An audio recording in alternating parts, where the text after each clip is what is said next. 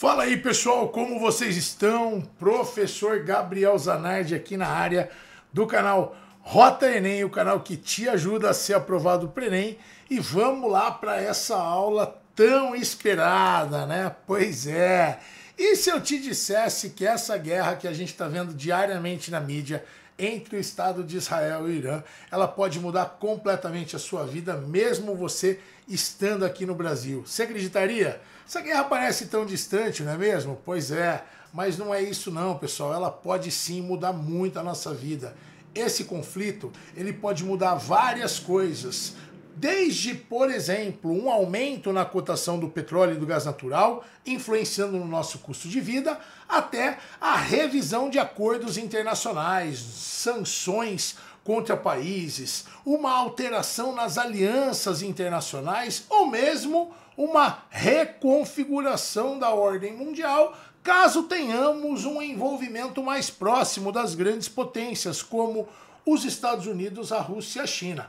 Pois é por esses e vários outros motivos que você deveria ficar aqui no canal e assistir essa aula inteira, porque ela vai te dar os elementos fundamentais para que você desenvolva as competências e as habilidades para se dar bem na hora do vestibular, na hora do Enem, caso esse tema apareça na prova na forma de alguma questão. Tudo bem? Antes de mais nada, pessoal, antes de começarmos, eu gostaria de trazer aqui para vocês o mapa do Oriente Médio, afinal de contas, né? Onde estão esses países? Muito bem, esses dois países, tanto Israel quanto o Irã, são países do Oriente Médio. O Oriente Médio é essa região do continente asiático que está ali na ligação entre a Ásia, a África e a Europa. É uma região de grande poder estratégico, de grande importância geopolítica, porque, em primeiro lugar, em termos históricos, está ali no Oriente Médio, foi ali o berço das três grandes religiões monoteístas do mundo contemporâneo. Então ali surgiram, na sua ordem cronológica, o judaísmo, o cristianismo e, por último, o islamismo. Além disso, nessa região aí, pessoal, nós temos o chamado Golfo Pérsico. O que é o Golfo Pérsico? O Golfo Pérsico, pessoal, é essa reentrância que você está vendo aqui, ó, a partir do Mar Arábico, que fica entre o Irã e a Arábia Saudita, e essa região do Golfo Pérsico é a região que reúne os maiores produtores e exportadores de petróleo do mundo. Ali estão os países fundadores da OPEP, né? Da Organização dos Países Exportadores de Petróleo. E esses países, eles acabam tendo um controle do preço do petróleo no mercado internacional. E certamente essa guerra que envolve o Irã, que é sim um membro da OPEP, é um importante exportador de petróleo, certamente gerará algum tipo de instabilidade no preço dessa commodity. Tudo bem? Outra coisa, pessoal, muito importante, né? Ali fica o Estreito de Hormuz. O Estreito de Hormuz é essa passagem que você está vendo aí, circundada em amarelo na tela, e essa passagem é o ponto de entrada e saída do Golfo Pérsico. É por aí que passa todos os navios petrolíferos que deixam o Golfo Pérsico. E quem controla o Estreito de Hormuz é o Irã. Por isso, saiba desde já, o Irã é um país muito importante. Ele tem o controle do Estreito de Hormuz, ou seja, ele tem o controle de toda a saída de petróleo do Golfo Pérsico. Tudo bem? Além disso, pessoal, a região é uma região de grande diversidade étnica. Nós temos no Oriente Médio, rapidamente, nós temos ali árabes, nós temos ali persas, nós temos ali curdos, nós temos ali turcos, nós temos ali sírios, nós temos ali libaneses, nós temos ali hebreus, palestinos, enfim, é uma região de grande diversidade étnica, além de religiosa. Eu disse para você que ali surgiram as três grandes religiões monoteístas, mas vamos considerar que hoje a religião muçulmana, o islamismo, né, são sinônimos. Religião muçulmana e islamismo é a mesma coisa. Eles são predominantes ali na região. Então, entre os países do Oriente Médio, a maioria deles tem maioria muçulmana, tá? A grande exceção é o Estado de Israel, que é um Estado oficialmente judeu, tá? Então tem uma diferença religiosa entre esses estados. Ok, pessoal? Mais do que isso, vamos então falar dos nossos fatos históricos importantes. Eu até separei aqui para vocês, deixa eu ver se eu consigo localizar, um esqueminha rápido sobre o cronograma da nossa aula, tá? Nós vamos falar primeiramente sobre o contexto histórico, na sequência a gente fala sobre o que são as chamadas guerras por procuração. Depois fazemos uma cronologia rápida dessa guerra, quando ela começou, né? Começou no dia 13, o que tem acontecido até aqui. Fala sobre as principais alianças e por fim, a gente levanta os possíveis cenários. Tudo bem, pessoal? Então essa vai ser a ordem da nossa aula para que você tenha todas as informações necessárias para ter um bom desempenho em qualquer questão relacionada a isso. Vamos começar então com um contexto histórico. Você sabia que até algumas décadas Israel e Irã eram aliados? Pois é, isso aconteceu até 1979. O Irã era uma monarquia governada por um Shah, tá? Um rei, era o Shah Mohammed Reza Pahlavi, e o rei Pahlavi, o Shah Pahlavi, ele mantinha relações diplomáticas com o Estado de Israel e também com outros países do Ocidente, inclusive com os Estados Unidos. Mas em 1979 aconteceu no Irã a chamada Revolução Islâmica do Irã. 1979, o Ayatollah Khomeini, ou seja, o líder religioso dos xiitas, tomou o poder das mãos do Pahlavi e instaurou ali no Irã uma espécie de uma monarquia teocrática, uma monarquia religiosa em que os ayatollahs são os líderes não só religiosos, mas também políticos do país. E desde então, desde 1979, o Irã vem sendo governado pelo regime dos ayatollahs e assim que o Khomeini subiu ao poder, ele declarou Israel como um inimigo do Islã. Primeiro, por não ser um país islâmico. Segundo, por manter relações diplomáticas com o Ocidente. Vamos lembrar que em 1979, pessoal, nós estávamos no contexto da Guerra Fria, tá? Os xiitas chegaram ao poder no Irã com o apoio soviético. Por mais que depois da Revolução eles tenham rompido esse apoio, eles chegaram ao poder com os apoios dos soviéticos. E o Estado de Israel era um Estado que vinha recebendo apoio das potências ocidentais. Um país capitalista, um país não islâmico, um país alinhado aos interesses dos ocidentais. Então, imediatamente, Khomeini declarou Israel como um inimigo do Islã e assim que o Irã vem se posicionando desde então. Nas últimas décadas, nos últimos 40 e poucos anos, para o Irã, Israel é um Estado inimigo não só do Irã, mas de todo o Islã, tudo bem? E desde então, o Estado do Irã passou a financiar grupos para atacarem indiretamente o Estado de Israel. Isso é o que nós chamamos, pessoal, de guerras por procuração. As guerras por procuração são uma estratégia muito utilizada por países que não querem se envolverem diretamente.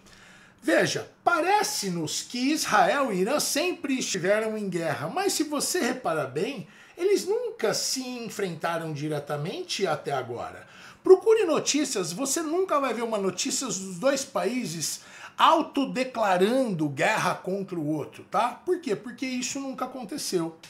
Esses dois países, eles viviam as chamadas guerras por procuração. O que é isso? São conflitos indiretos em que o Irã financiava grupos para enfraquecerem o Estado de Israel e Israel também financiava grupos para enfraquecerem o Estado do Irã.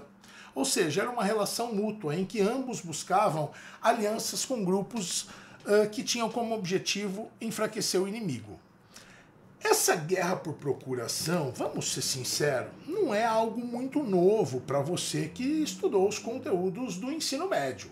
Se você minimamente estudou a Guerra Fria, você sabe que os chamados conflitos indiretos da Guerra Fria, eles foram guerras por procuração também, né? Estados Unidos e União Soviética nunca se enfrentaram diretamente, mas quantos não foram os conflitos espalhados pelo mundo em que os interesses soviéticos ou norte-americanos estavam presentes?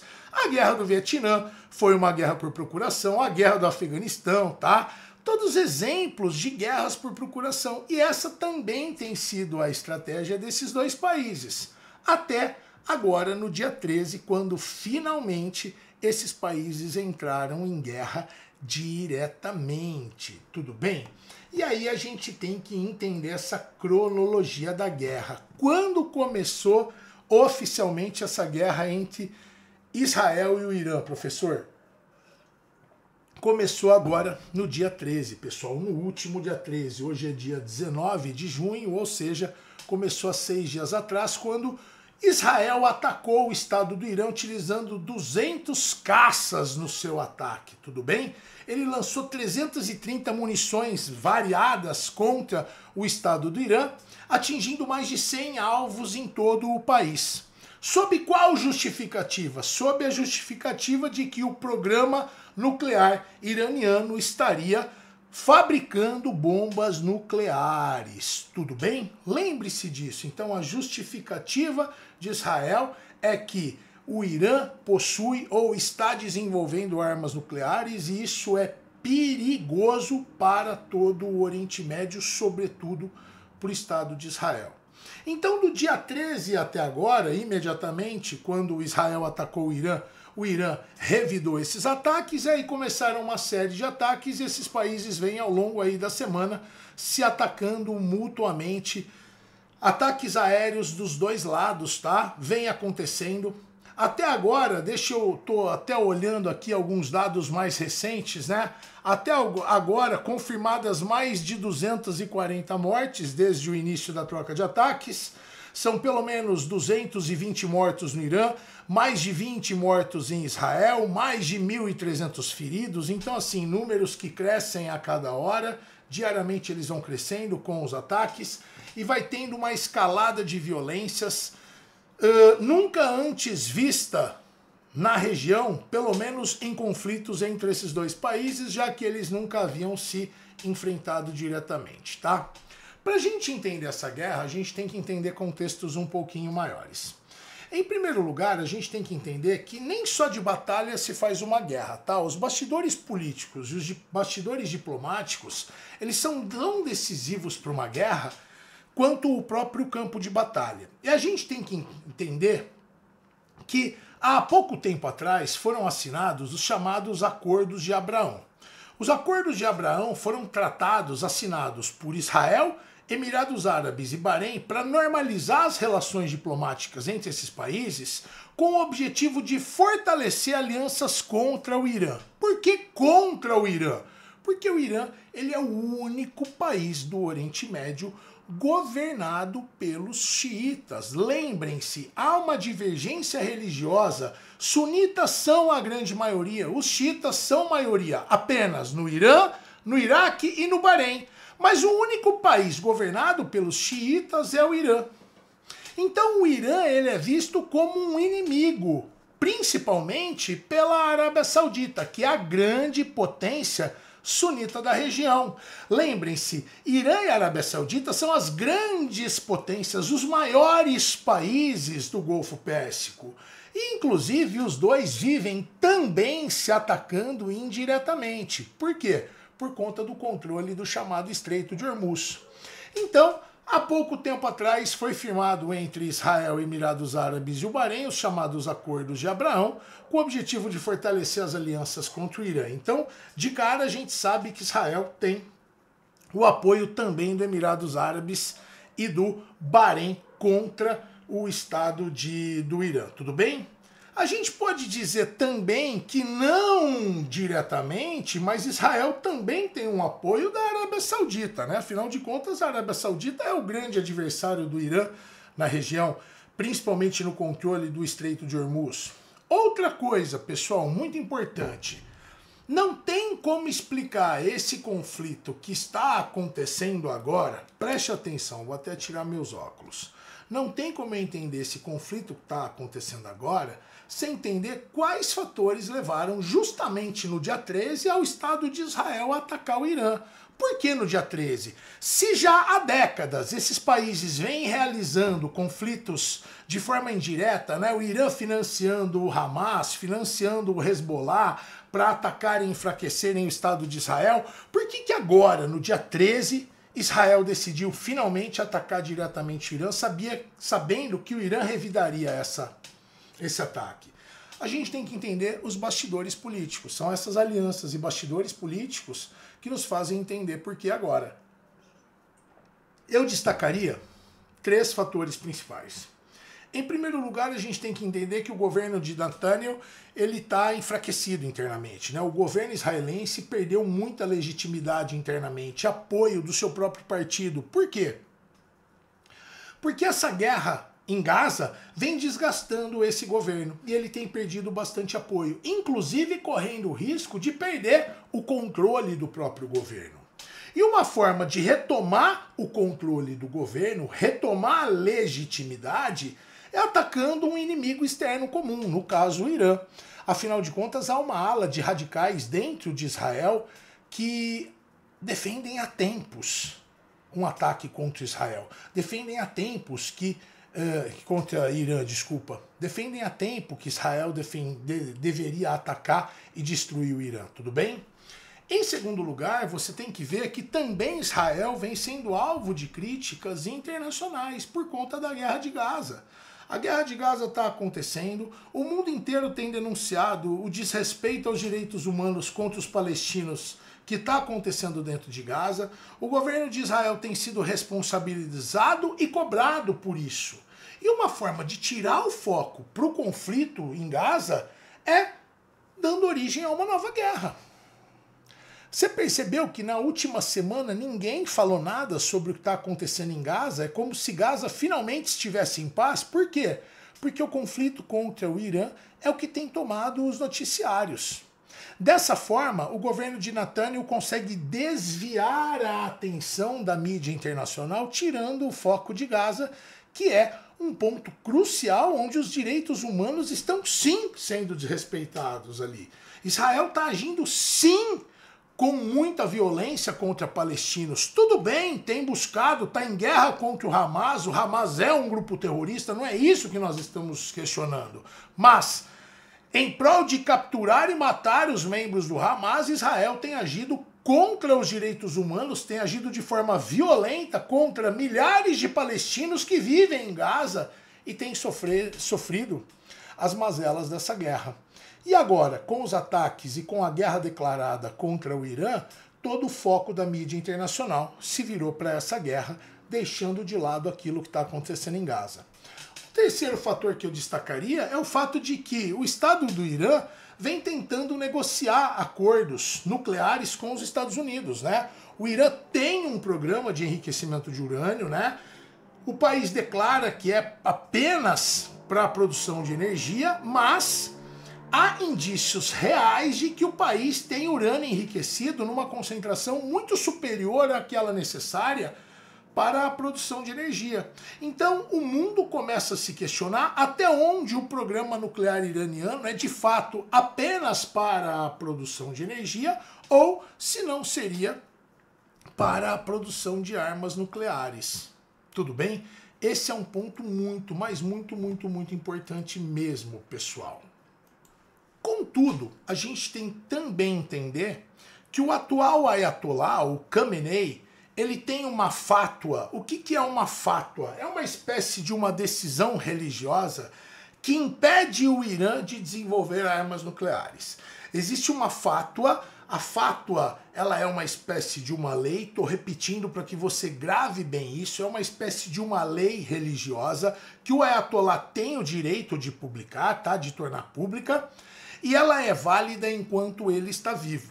O Khamenei tem essa fátua que proíbe o país de produzir armas nucleares, ou seja, existe uma certa garantia por parte da religião, uma garantia religiosa, de que o programa nuclear iraniano não está voltado à produção de armamentos, mas a comunidade internacional, vários diplomatas, vários analistas internacionais questionam se o próprio Khamenei não está sendo passado para trás, se o próprio Ayatollah não está sendo questionado internamente por generais, por um grupo político dentro do Irã que defende que o Irã deveria sim desenvolver o seu programa nuclear. Então, nesse momento, tanto pelo fator externo, pela negociação dos acordos nucleares, pela comunidade internacional olhando e julgando o Irã pelo seu programa nuclear, quanto por fatores internos, talvez uma possível conspiração contra o Ayatollah Khamenei, há indícios de que o Irã está mais enfraquecido do que habitualmente ele estaria. Então, a situação interna de Israel, mais o julgamento da comunidade internacional contra a guerra de Gaza, mais um possível enfraquecimento do Irã, foram fatores que se juntaram e se tornaram fundamentais para que Israel, no dia 13, lançasse essa série de ataques contra o Estado do Irã. Tudo bem? Esses são os fatores não só históricos, mas são também as alianças estratégicas. Uma pergunta muito comum é o seguinte: quem se beneficia e quem se prejudica com esse conflito? Sempre que a gente olha algum conflito acontecendo pelo mundo, né, pessoal? Essa é uma pergunta bastante comum, uma pergunta bastante plausível. Eu diria para você que os grandes beneficiados nesse momento são, com certeza, o Estado de Israel, que, como eu disse, consegue desviar a atenção da mídia internacional de Gaza para uma outra questão, para o Estado do Irã, para o programa nuclear iraniano. Eu diria que são os Estados Unidos, porque historicamente os Estados Unidos não são amigos do Irã, tá? Não tem uma relação bastante amigável com o país. Por várias vezes os Estados Unidos já declararam os perigos que o Irã representa, inclusive o George Bush filho, quando ele foi presidente, quando ele declarou a chamada guerra ao terror, o então presidente do Irã, o Ahmadinejad, ele fazia parte do chamado eixo do mal, tá? Junto com o Afeganistão e junto com o Iraque, junto com Saddam Hussein, tá? Então, o Irã já fez parte do chamado eixo do mal. E principalmente, sem sombra de dúvidas, quem mais ganha com essa guerra é a indústria bélica. Esses mísseis que estão sendo lançados, tanto por Israel quanto pelo Irã, são mísseis que custam milhares e milhares de dólares. O domo de ferro, né, que é aquele sistema antimísseis que Israel tem um dos mais modernos sistemas antimísseis, né, do mundo, que é o chamado domo de ferro. É uma espécie de uma rede de satélites e de monitoramento dos seus céus, em que qualquer ataque que Israel recebe, eles lançam mísseis que interceptam esses ataques no ar antes que eles cheguem ao solo, né? O domo de ferro, os mísseis que são lançados para proteger Israel são mísseis que custam milhares de dólares. Os drones lançados pelo Irã também custam uma pequena fortuna. Eu até separei aqui algumas fotos para vocês, né? Tá se falando tanto desses chamados drones que o Estado do Irã lança, né? São esses ataques iranianos com drones contra o Estado de Israel. Que drones são esses, né? São pequenos vantes, né? Veículos aéreos não tripulados. São aviões mesmo, dotados de armamentos, de mísseis, de bombas, de explosivos, que funcionam quase como ataques suicidas, né? Claro, não tem piloto, então não é suicida, mas são drones que vão e tentam penetrar no espaço aéreo, romper o domo de ferro israelense e atacar contra alvos dos mais diversos. Eu estava vendo agora há pouco, essa madrugada, Irã atacou inclusive um hospital gigantesco em Israel, tá? Então são esses os chamados drones que são usados pelo Irã, né? Porque a gente vê drone, a gente está tão acostumado com aquele negocinho pequenininho, né? Que drones são esses? Então eu separei essas imagens aí para que vocês vejam quem são esses drones que estão a todo momento na mídia. Muito bem, pessoal. Vamos entender então o conflito. É um conflito que começou dia 13 a partir de ataques lançados por Israel. Por quê? Porque Israel teme que o programa nuclear iraniano esteja desenvolvendo armas nucleares. Veja, o Irã, até onde a comunidade internacional sabe, está enriquecendo o urânio em porcentagem de concentração bem acima do aquilo que seria o ideal apenas para o seu uso para a produção de energia, tá? Então há indícios de que alguma coisa está errada, mas ninguém tem certeza. Temos a fátua do Ayatollah Khamenei, que proíbe o país de desenvolver armas nucleares, mas até onde essa fátua está sendo respeitada é que a comunidade internacional não sabe. Então Israel, no dia 13, lançou ataques contra o Irã para impedir que o Irã desenvolva armas nucleares. Lembrando ainda que Israel tem armas nucleares, tá? Veja, o Irã ter armas nucleares representaria para Israel uma grande ameaça, já que esses países mantêm uma relação de clara inimizade desde 1979. De lá para cá, uma série de ataques tem acontecido com sinalização internacional. Até onde sabemos, o Irã ele tem o apoio da Rússia e da China. E onde todo mundo sabe, porque o Trump faz questão de deixar isso claro, Israel está sendo apoiada pelos Estados Unidos. Os Estados Unidos, inclusive, posicionou 2 porta-aviões ali na proximidade, né, para apoiar o Estado de Israel. Inclusive, as falas de Trump parecem deixar transparecer que os Estados Unidos poderiam intervir atacando o Irã caso essa guerra não cesse, né? As declarações de ontem e de anteontem do presidente Donald Trump nos fazem acreditar que os Estados Unidos estão sim ameaçando diretamente o Irã e dizendo que sim, que eles poderiam sim entrar nessa guerra contra o Estado do Irã. Se isso acontecer, aí os resultados serão mais inesperados do que já o são, né? Bom, e quais são os cenários, então, possíveis dessa guerra, né? Para a gente finalizar, pessoal, quais são os cenários possíveis para a segurança internacional? Aos meus olhos, são 3 cenários possíveis. Em primeiro lugar, o cenário de um possível cessar-fogo, desde que esse cenário fosse negociado por grandes potências, como os Estados Unidos, como a Rússia, a União Europeia ou mesmo a China. Tá? Esse seria o primeiro cenário, um cessar-fogo entre Israel e Irã. O segundo cenário possível seria uma escalada militar levando a uma guerra regional. E essa escalada militar, ela tem proporções impossíveis de serem previstas, porque a gente pode ter, por exemplo, uma participação direta dos Estados Unidos nessa guerra contra o Irã. A gente não sabe qual seria a reação de outros países que mantêm alianças não militares, mas alianças diplomáticas com o Irã, como a Rússia e como a China. Então isso poderia levar a uma escalada militar, uma crescente violência no Oriente Médio, o que afetaria ainda mais as relações comerciais, o que afetaria ainda mais a economia global, tá? O que afetaria ainda mais o preço do petróleo no mercado internacional. Ou o terceiro e possível cenário, que seria a continuidade dessa guerra, né? Uma guerra prolongada de baixa intensidade, com sabotagens e operações secretas pelos dois lados, se mantendo uma guerra de longa duração, como aconteceu com a guerra da Ucrânia, que está lá há anos acontecendo, como tem acontecido com a guerra de Gaza. Dos 3 cenários possíveis para o Netanyahu, ou seja, para Israel, o mais indicado seria essa guerra prolongada. Afinal de contas, ela manteria o foco distante da questão de Gaza, que é uma questão fundamental para ele, né? A destruição do Hamas. Tudo bem? E existem desafios muito importantes que nós devemos considerar para uma resolução pacífica.